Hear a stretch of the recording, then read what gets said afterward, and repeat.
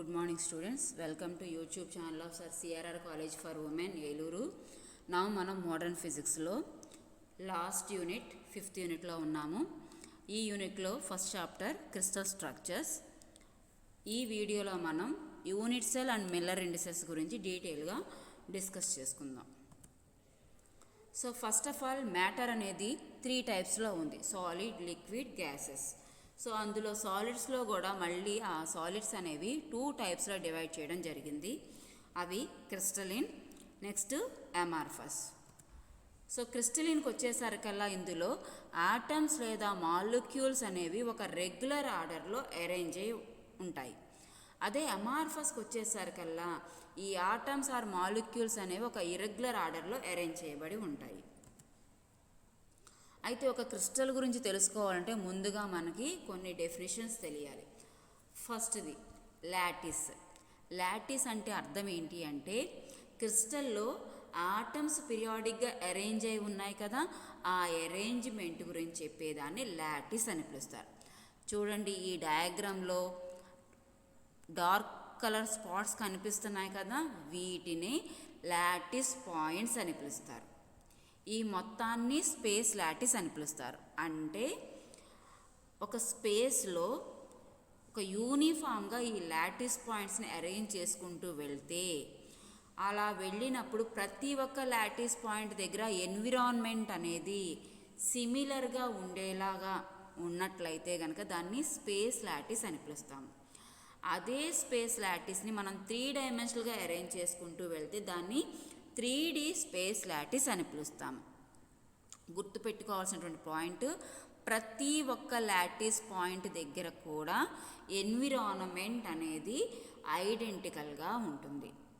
Okay, so along X axis పరంగా 2 lattice points మధ్య distance throughout యూనిఫామ్గా ఉంటుంది. దాన్ని ఏ బార్తో రిప్రజెంట్ చేస్తాము. అలాగే along Y axis any 2 lattice points మధ్య డిస్టెన్స్ బి బార్ ఉంటుంది. అది రిమైన్స్ కాన్స్టెంట్గా ఉంటుంది. సపోజ్ 3 డైమెన్షనల్గా ఎజ్యూమ్ చేసుకుంటే అలాంగ్ జెడ్ యాక్సిస్ ఆ లాటిస్ పాయింట్స్ మధ్య డిస్టెన్స్ సి బార్తో రిప్రజెంట్ చేస్తాము. ఈ లాటిస్ పాయింట్స్ అన్నీ జాయిన్ చేస్తూ ఒక లైన్ డ్రా చేస్తే దాన్ని లాటిస్ లైన్ అని పిలుస్తాము. అలా కాకుండా ఒక ప్లేన్ ఎజ్యూమ్ చేసుకున్నట్లయితే కనుక ఆ మొత్తాన్ని లాటిస్ ప్లేన్ అని పిలుస్తాము. అయితే ఈ లాటిస్ నుంచి మనకి ఇంకా ఏం తెలుస్తుంది అంటే, ఒక క్రిస్టల్ స్ట్రక్చర్ కంప్లీట్గా అర్థం చేసుకోవడానికి కుదురుతుంది. ఎలా కుదురుతుంది అంటే, ఇది ఒక స్పేస్ లాటిస్ అనుకుంటే ఈ స్పేస్ లాటిస్ దగ్గర ఎన్విరాన్మెంట్ ఐడెంటికల్గా ఉండాలి అన్నాం.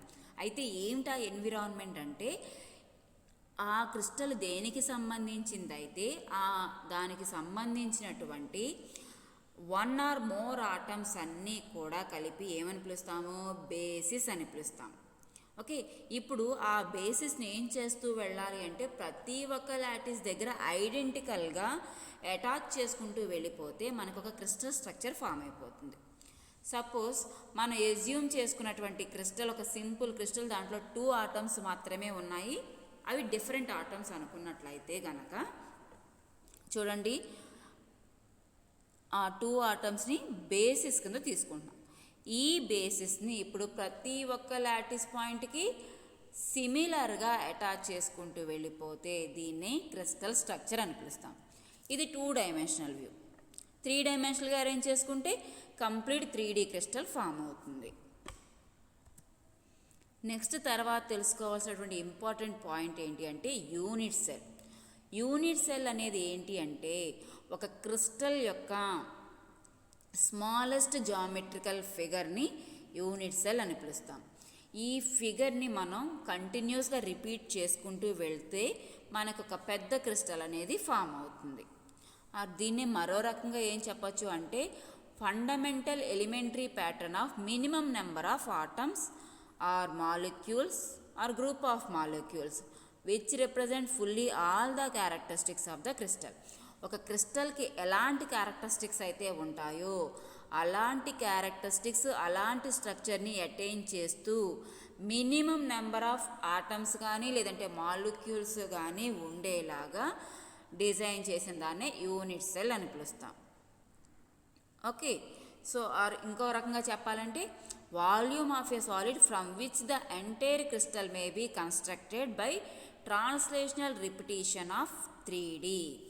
ఓకే, అంటే ఒక క్రిస్టల్, ఒక కంప్లీట్ క్రిస్టల్ ఫామ్ అవ్వాలి అంటే గనక ఒక స్మాలెస్ట్ వాల్యూమ్ని తీసుకొని ఆ స్మాలెస్ట్ వాల్యూమ్ని 3 డైమెన్షనల్గా అరేంజ్ చేసుకుంటూ వెళ్తే మనకి ఒక కంప్లీట్ క్రిస్టల్ ఫామ్ అయిపోతుంది. ఆ స్మాలెస్ట్ వాల్యూమ్నే యూనిట్ సెల్ అని పిలుస్తున్నాం. చూడండి ఇక్కడ ఈ డయాగ్రామ్లో ఇదంతా ఒక స్పేస్ లాటిస్ అనుకుంటే ఆల్రెడీ ప్రతి ఒక్కరికి తెలిసిన పాయింట్, ప్రతి లాటిస్ పాయింట్ దగ్గర ఎన్విరాన్మెంట్ సిమిలర్గా ఉండాలి.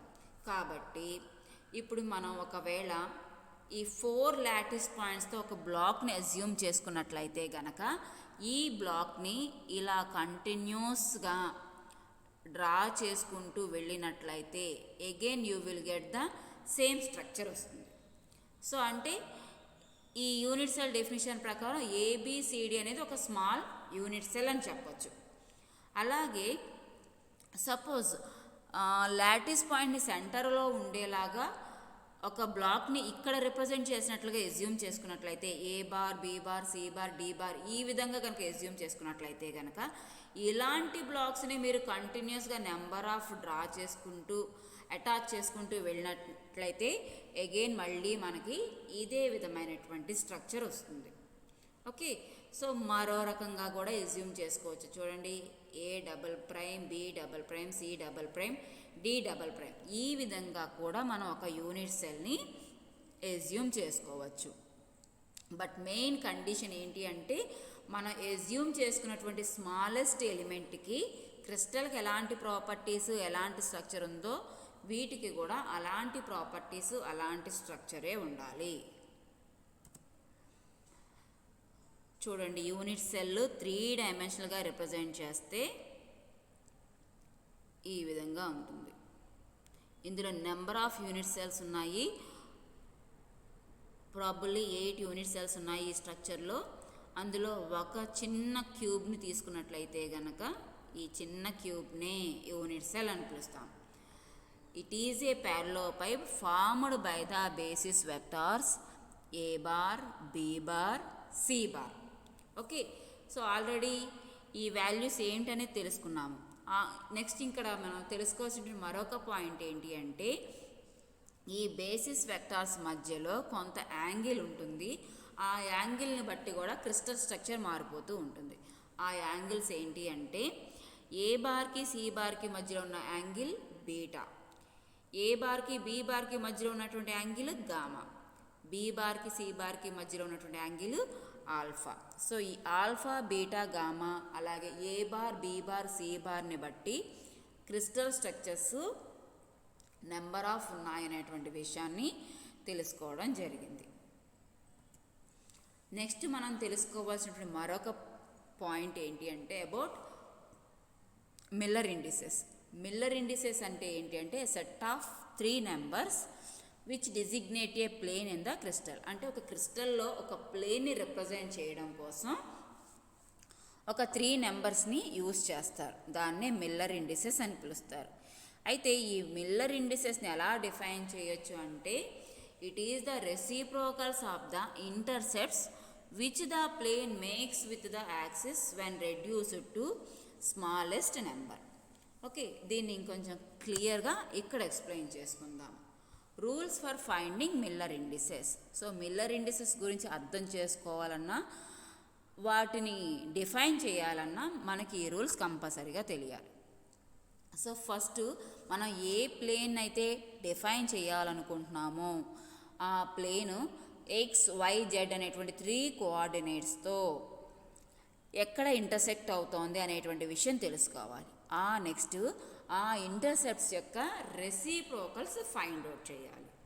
ఆ తర్వాత ఆ రెసిప్రోకల్స్ని హోల్ నెంబర్స్ కింద కన్వర్ట్ చేయాలి. సమ్టైమ్స్ అవి ఫ్రాక్షన్స్లోనే ఉంటాయి.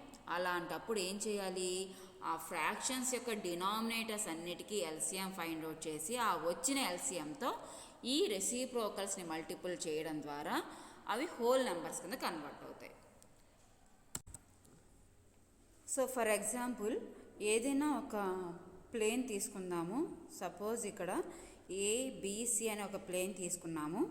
ఈ ప్లేను XYZతో ఎక్కడ ఇంటర్సెక్ట్ అవుతుందో చూడాలి. చూడండి, ఇక్కడ X యాక్సిస్తో 2 దగ్గర, Y యాక్సిస్ పరంగా 3 దగ్గర, Z యాక్సిస్ పరంగా 4 దగ్గర ఇంటర్సెక్ట్ అవుతుంది. సో 2, 3, 4 అనేవి ఇంటర్సెప్ట్స్ అవుతాయి. ఇప్పుడు వీటి యొక్క రెసిప్రోకల్స్ తీసుకున్నట్లయితే కనుక 1/2, 1/3, 1/4 అవుతుంది. సో ఇవి హోల్ నెంబర్స్ కింద కన్వర్ట్ చేయాలి అంటే ఈ డినామినేటర్ వాల్యూస్కి ఎల్సిఎం ఫైండ్ అవుట్ చేయాలి. సో 12 ఎల్సిఎం వచ్చింది. ఈ వచ్చిన ఎల్సిఎంతో ఈ రెసిప్రోకల్స్ని మల్టిపుల్ చేస్తే యూ విల్ గెట్ 6, 4, 3 వస్తాయి. వీటిని మిల్లర్ ఇండిసెస్ అని పిలుస్తారు. ఇన్ జనరల్గా మిల్లర్ ఇండిసెస్ని HKL అనేటువంటి ఆల్ఫాబెట్స్తో రిప్రజెంట్ చేస్తాము. ఇంటర్సెప్ట్స్ని PQRతో రిప్రజెంట్ చేస్తాము. చూడండి, ఈ మిల్లర్ ఇండిసెస్ సహాయంతో మనం ఏ ప్లేన్ అయినా సరే ఈజీగా ఐడెంటిఫై చేయడం కానీ డిజిగ్నేట్ చేయడం కానీ వీలవుతుంది. చూడండి, ఇక్కడ ఈ BCGF అనే ప్లేన్ తీసుకున్నట్లయితే గనక ఈ ప్లేన్ X యాక్సిస్ పరంగా మాత్రమే ఇంటర్సెక్ట్ అవుతుంది. Y అండ్ Z పరంగా ప్యారలల్గా ఉండటం చేత ఈ ప్లేన్ని మిల్లర్ ఇండిసెస్ రూల్స్ ప్రకారం రాసుకున్నట్లయితే 1, 0, 0 అవుతుంది. అలాగే ఈ ప్లేన్ వచ్చేసరికి ABCD అనే ప్లేన్ తీసుకున్నట్లయితే కనుక ఇది Y యాక్సిస్ దగ్గర మాత్రమే ఇంటర్సెక్ట్ అవుతూ రిమైనింగ్ 2 యాక్సిస్కి ప్యారలల్గా ఉండటం చేత ఈ ప్లేన్ 0, 1, 0 అయ్యింది. ఈ ప్లేన్ వచ్చేసరికి 0, 0, 1 అవుతుంది. ఓకే, ఇక్కడికి వచ్చేసరికి ఇలా డయాగ్నల్గా ఉన్నటువంటి ప్లేన్ తీసుకున్నట్లయితే కనుక X అండ్ Y యాక్సిస్ దగ్గర మాత్రమే ఇంటర్సెక్ట్ అవుతోంది కాబట్టి ఈ ప్లేన్ని 110 ప్లేన్ అని రిప్రజెంట్ చేస్తాము.